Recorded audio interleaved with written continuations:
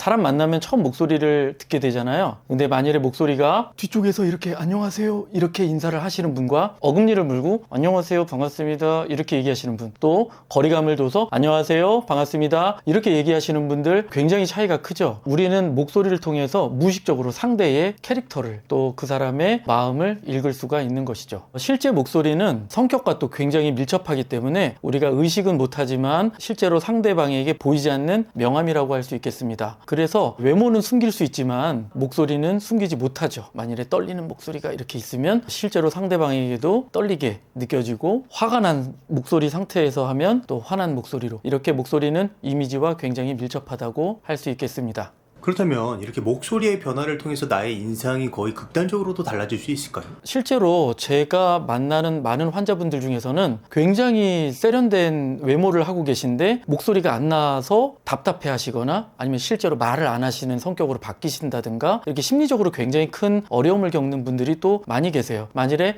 내가 아메리카노 한 잔 주세요가 했을 때 아메리카노 한 잔 주세요 이렇게 막힌다든가, 아메리카노 한 잔 주세요 이렇게 떨린다든가, 그런 분들 같은 경우에는 하루 종일 이제 기분이 별로 안 좋고, 나는 굉장히 스마트한 사람인데 목소리 때문에 그런 인상을 주지 못해서 본인한테도 정말 실망을 하고 다른 사람 보기에도 미안해하는 그런 분들도 많이 계셨습니다.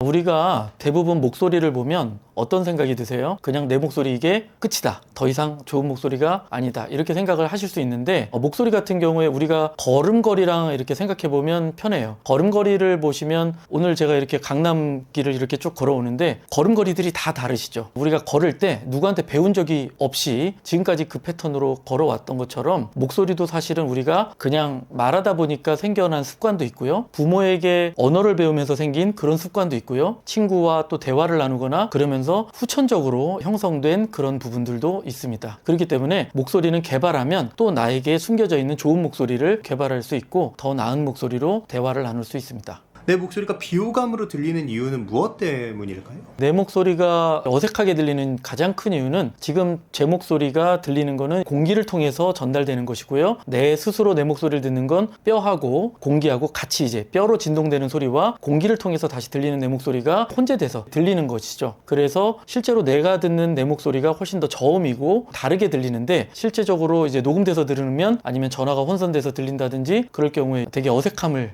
느끼죠. 그런데 본인은 어색함을 그렇게 느끼지만 타인은 첫 번부터 만났을 때부터 그 목소리를 사용했기 때문에 그렇게 이상함을 못 느끼는데, 너무 거기서 낙심하시는 분들이 많으신 것 같아요. 그런 부분은 이제 생각하지 않고 내 목소리는 얼마든지 바꿀 수 있다, 이런 마음을 가지시면 좋을 것 같습니다.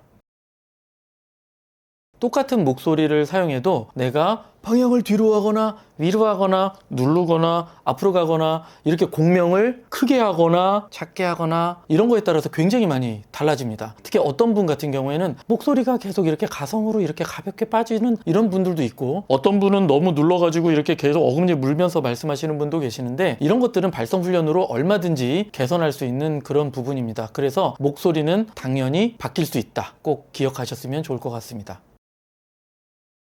가장 쉽게 찾는 방법이라고 한다면, 어금니 물고 말하면 이런 목소리에서 어금니만 떨어져도 되게 많이 달라지고, 여기서 앞으로만 가도 되게 많이 커지는데 여기서 뒤로 간다면 목소리가 눌리고, 또 가슴을 쥐었다면 이렇게 눌린 목소리로 계속 말하게 돼요. 그러니까 가슴 피고 편안하게 턱을 떨어뜨린 다음에 호흡을 앞으로 보내면서 실제로 사람들을 저기요 이렇게 부르듯이 저기요 하면 어때요? 소리가 앞으로 대상이 나가죠. 근데 대부분 보면 목소리가 안 좋으신 분들 같은 경우에는 그냥 소리가 안녕하세요 저기요 계속 요 한 자리에서만 머무시는 경우가 많이 있어요. 그래서 안녕하세요 반갑습니다 저기요 이렇게 거리감 있는 연습만 하셔도 이렇게 잠겨져 있던 목소리가 열리는 그런 것을 경험할 수 있을 것입니다.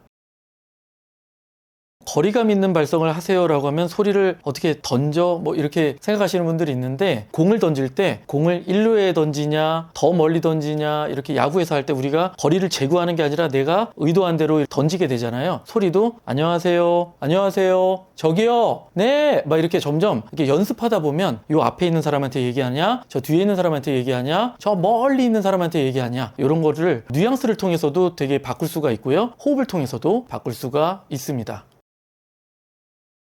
많이 듣는 게 이제 팁을 알려달라고 하시는데, 팁 중에서 제일 사실 호감 있는 목소리나 이런 좋은 목소리 하기 위해서는 이렇게 턱을 턱을 충분히 떨어뜨려주는 해 요런 방법으로 턱을 떨어뜨리는 방법과 우리가 많이들 생각하시는 게 복식호흡만 이렇게 생각을 하시는데 복식호흡에 집착하지 마시고 바람을 입 밖으로 나가는 것에 집중하셨으면 좋을 것 같아요. 그래서 반폐성도 훈련이라고 해서 볼을 빵빵하게 해서 백고동 소리 내듯이 이렇게 이렇게 소리 내시면 입과 후두와의 거리가 멀어지고 길어지고 입안에 압력이 차서 소리가 앞으로 멀리 전달되는 좋은 소리를 만들어낼 수 있습니다. 기본적으로 하루에 3분 정도씩 말씀하시기 전이나 생활하시기 전에 꾸준하게 하신다면 훨씬 더 좋을 것 같고요. 가장 중요한 것은 우리가 안면 진동을 통해서 소리를 진동시키는 것이죠. 우리의 성대 진동이 안면 스피커를 통해서 확장돼서 나간다고 생각하시고 인중 쪽에서 소리가 이렇게 공기와 함께 만들어진 그 음파가 입천장을 부딪혀서 앞쪽을 통해서 나간다고 생각하시고 한번 해보시면 좋을 것 같아요. 안녕하세요. 반갑습니다. 이런 식으로 노래하듯 말하는 것도 되게 중요해요. 우리가 말씀을 할 때 안녕하세요 또박또박 이렇게 하면 배에다 힘주고 또박또박 한다고 좋은 소리가 나는 게 아니라 구연동 하듯이 옛날에 한 아이가 살았어요. 이런 식으로 호흡을 쓰면서 말씀하시면 좀 더 부드러운 말하기를 할 수 있습니다. 또 발성을 할 때 이 속안해를 어떻게 바꿔야 되는지 모르잖아요. 그럼 어딜 조절해야 되지? 그런데 우리는 단어 안에 그런 요소들이 다 들어가 있어서 의성어와 의태어를 연습하면 굉장히 발성이 좋아집니다. 손 대고 뜨겁다 이렇게 표현하시면 가슴까지 해서 이 손바닥에 따뜻한 바람이 뜨겁다 이렇게 나가는 거 느끼실 수 있으시고요. 차갑다 하면 바람이 빠르게 나가면서 손바닥이 차갑게 느껴지죠. 그러면 우리나라 말만 그러냐? 그게 아니라 영어도 hot 뜨겁죠. 근데 쿨은 cool 단어에서 오는 뉘앙스가 되게 있고요. 우리가 입과 후두와의 거리를 이렇게 쭉 길게 하기 위해서 쭉 이렇게 소리 내면 입과 후두와의 거리가 길어지고 이렇게 공간을 많이 쓸 수 있는 우리가 성악가처럼 소리 내는 거는 이 성도가 길기 때문에 안녕하세요 이런 길게 되는 거고 짧으면 정말 어때요? 되게 호감이 안 가죠? 이렇게 짧은 소리보다는 길게 늘려서 성도를 충분하게 거리를 주는 것이 나의 소리를 충분하게 전달하는 그런 기술이 되겠습니다. 물론 사람마다 좀 더 큰 목소리를 낼 수 있는 사람과 작은 목소리를 가지고 태어난 사람은 있지만 사실 우리가 노력하면 얼마든지 그런 거는 극복할 수 있는 것이고요. 대부분 작은 목소리인 경우에는 이렇게 누르고 있는 경우가 되게 많습니다. 일단 목구멍을 이렇게 다 쓰지 못하니까 계속 쪼이고 말을 하면 자기가 목소리가 원래 작은 사람이라고 생각하는 경우가 많이 계셨어요. 그런데 대부분 이제 멀리 소리 보내면서 저기요 이렇게 길게 소리 내는 훈련과 테크닉적으로 싱어들도 많이 훈련하는 립트릴 같은 거 이렇게 하면 목도 열고 입술도 사용하고 공기도 멀리 보낼 수 있는 그런 테크닉을 사용하면 더 나은 목소리를 사용할 수 있을 겁니다.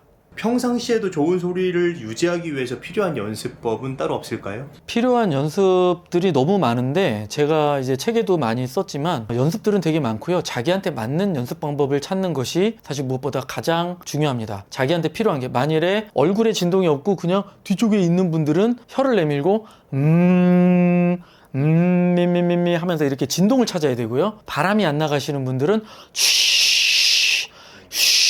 이렇게 호흡 훈련을 또 하셔야 되고요. 만일에 목을 조이고 이렇게 긴장이 많이 들어가신 분들은 이렇게 하품과 한숨을 섞어서 H 발음이 들어간 하품하는 하마 이런 식으로 H가 들어간 문장을 사용하면서 내 습관을 점점 바꾸는 게 중요하죠. 실제로 목소리는 바꾸는 순간에는 좋은 목소리로 확 바뀌어도 실제적으로 돌아가는 거는 굉장히 빠르기 때문에 꾸준하게 4주 이상 연습을 하시면 어느 순간 의식하지 않아도 내 체화가 돼서 그냥 잘 하시는 경우가 많이 있어서 연습하는 것이 중요하다고 생각합니다.